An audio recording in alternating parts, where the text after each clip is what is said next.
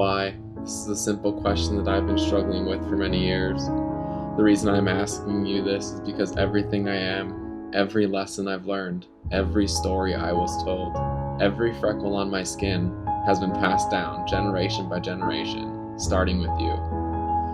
All my life I've heard stories about your struggle to find a place you could call home, a place where you would be accepted and your family would be safe, places to start anew and begin the life you've always dreamt of. But at what cost would that place come at? Losing your native language, leaving your family and friends behind, or even losing your last name. You've all crossed those treacherous seas that tossed your boats across thousands of miles of open water. Why did you decide to immigrate to Hawaii and begin a new life? Why would you sacrifice everything you had? Was the journey worth it? I ask these questions in hope that I can hear your story. I want to know the truth about your struggles with privilege, immigration, classism, racism, discrimination, sexism, Americanization, etc.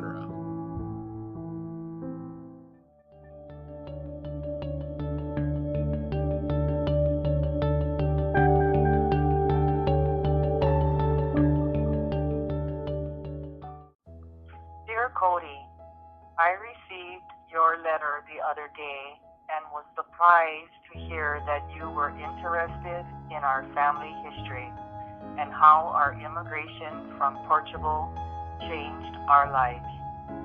My name is Mary DeCambra, and I was born on the 18th of August, 1905, in a small plantation town on the island of Maui.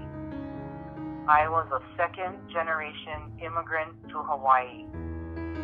My parents, Manuel DeCambra and Rosa Cambra, was born and raised in Portugal, where they lived a life of struggle and headache due to unstable economic crisis that struck during the late 1850s and on.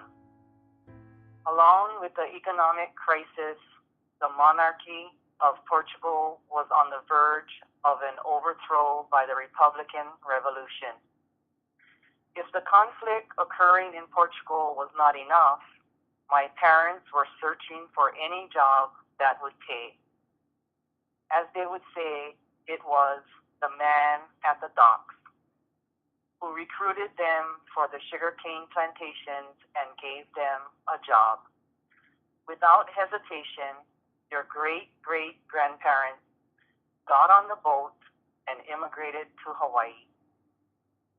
Fast forward about 6 or 7 months. My parents had finally arrived in Hawaii and were immediately put to work in plantation fields. They spoke almost no English besides a few words they picked up from some of the English-speaking men on the boat. Speaking Portuguese, or any language for that matter, was not accepted on the plantation fields, which made it very difficult for my parents. The plantation owners wanted all workers to speak English, and just in case they forgot that rule, they were whipped every time they were caught speaking Portuguese. My parents would tell me that silence was the best strategy if they didn't have an answer. This was the beginning of the end for our native language. It would soon be forgotten. Even as a second-generation immigrant, I could barely speak Portuguese. A few years passed, and my parents were given a 1-acre plot of land and a 3-bedroom house to live in. You could say we were living in style, being that the Japanese families down the road lived in a shack filled with 6 people. My parents also got to sleep in and didn't have to head to the field until after sunrise. We even became citizens of the United States once Hawaii became a territory of the United States. The Filipinos, Puerto Ricans, and Japanese in our community said we were privileged because we looked white. According to them, My dad got the house, land, and citizenship because he looked similar to white plantation owners. I guess you could say that we became the privileged group within our community. Life became simpler and easier once the Portuguese immigrants were recognized as equals to the white men in Hawaii. Unlike the other families who immigrated, our family chose to assimilate into the dominant Anglo culture. Now that I want to answer your initial question, the decision to immigrate to Hawaii was the best your great-grandparents and my parents ever decided to do.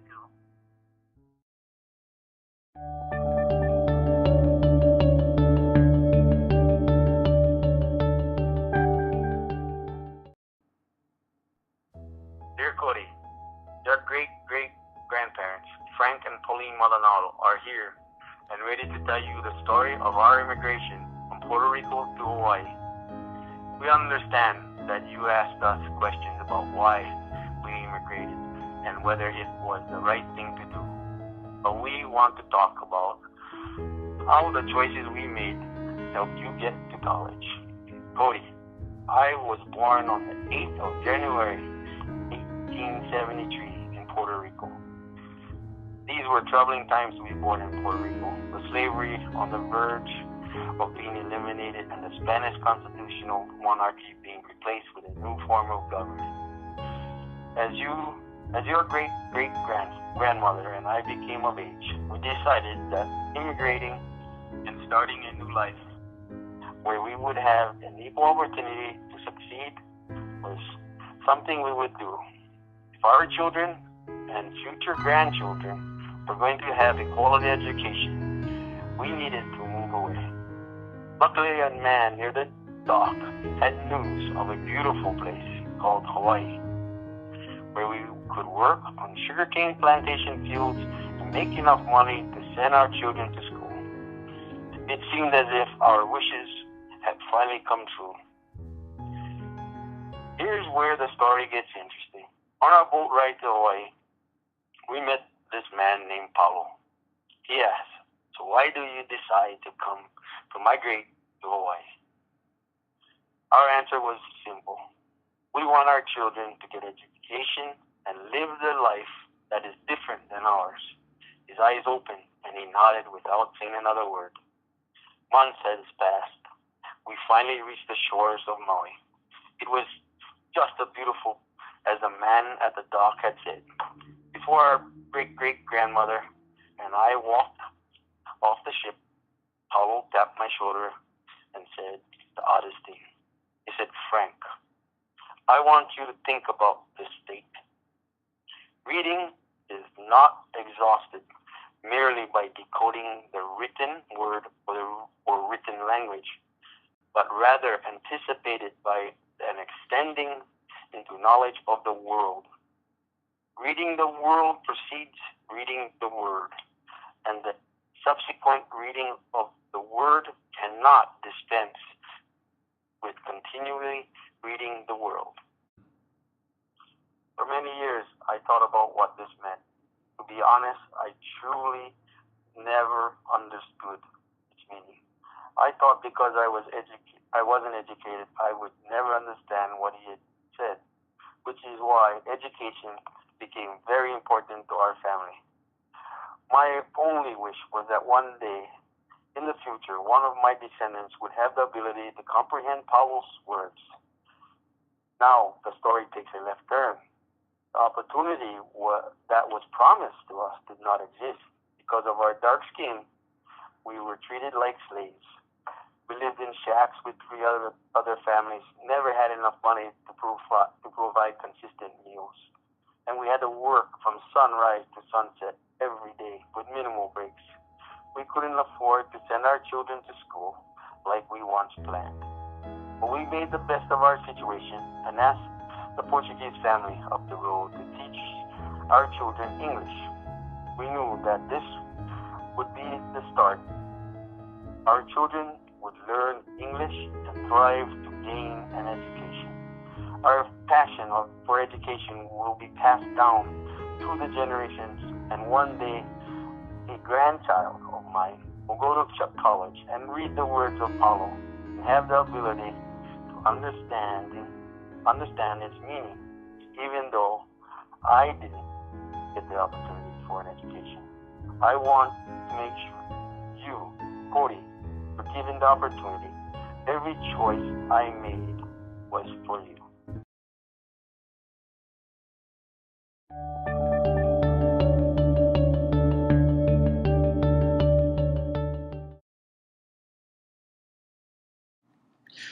Cody-san, Watashi no namae wa Matero Nogamida to Watashi wa anata no idaina oji-san desu.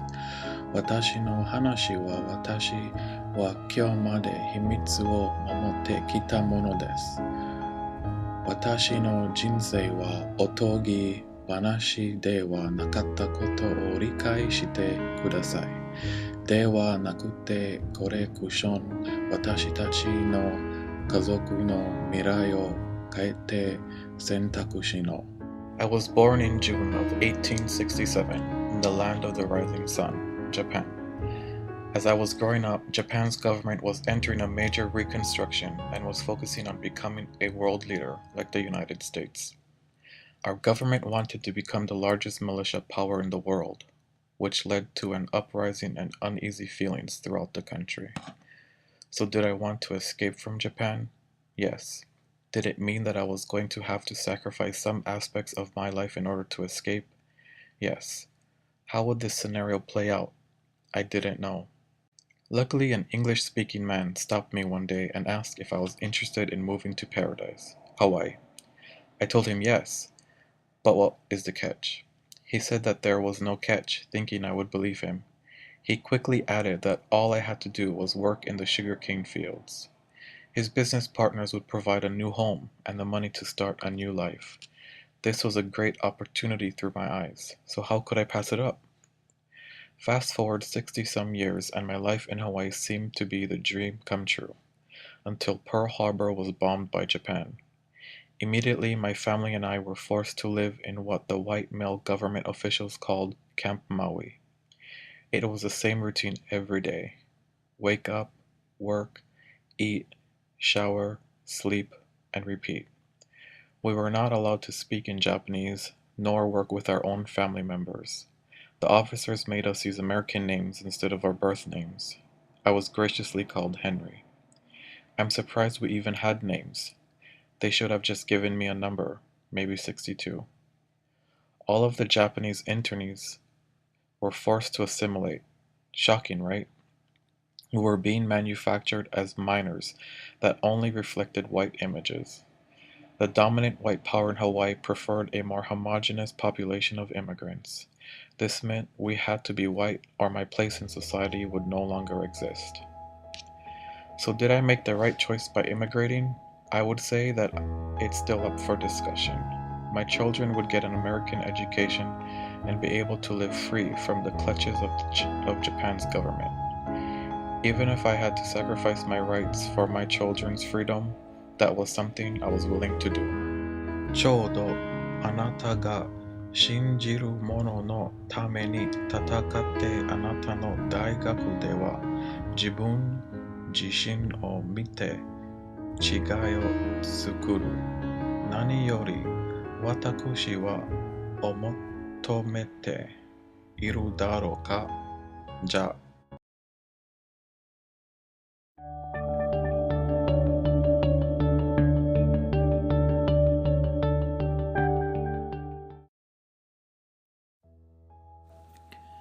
Dear Cody, I know you must have a lot of questions about my life and my immigration experience from the Philippines to Hawaii. I guess there's no better time than now to tell you that story. The story of how I, Agapito de los Reyes, became Agapito Aguirre. My story starts off as a 16-year-old boy trying to find his place in the world. My parents were struggling to make ends meet, which meant my siblings and I had to find work in order to keep our home and have food to eat. I cannot tell you the amount of times I went without food, sleep, or even a shower. I had no hope in my life. Even though life wasn't easy, as long as I had my family, I would be okay. This is the reason why I decided to immigrate to Hawaii, for hope. Trust me when I say that leaving was the hardest decision I've ever made. Even though I was choosing to leave my family, friends, and the only safe place I knew, the man at the docks convinced me that I could make enough money to support my family and live the life I've always dreamt of. For the first time in a very long time, I had hope that my life would have meaning. So without any questions, I packed all my belongings into my small backpack and boarded the ship, which was named the Nile. The trip took a few months. During that time, I had many captivating conversations with an older man who sat near my row on the ship. His name was Aguirre. He was a father and husband to a beautiful family, which made me miss the family I left. He was the first man to ever see me cry. The sounds of horns meant that we had finally arrived in Hawaii. All I had to do was go through immigration and I could start my new life. As I made my way to the white man, who looked very similar to the man at the docks who recruited me, he said, "Can I see your paperwork, son?"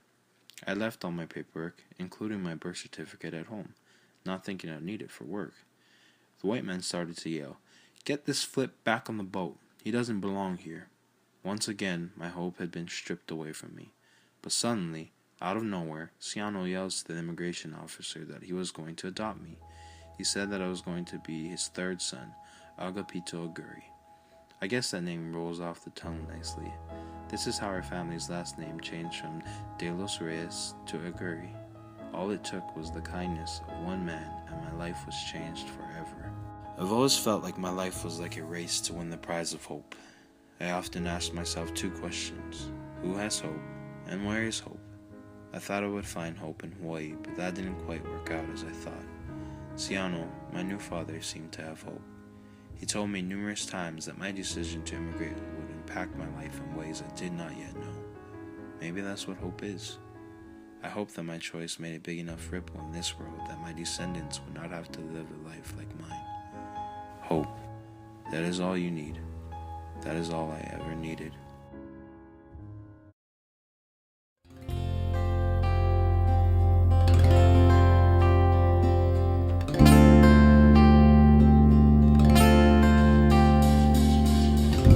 Hawaii he motu, he kanaka Hawaii e. Ano ai me ke aloha nui e Hawaii, aloha no e kua ne hana ue. Aloha e, aloha e, aloha e. On my own, on the way, a moment ends and one begins. Sense of freedom over the sea, but I watch my home get further from me. Sometimes I reach to meet the clouds, but I always keep one foot on ground.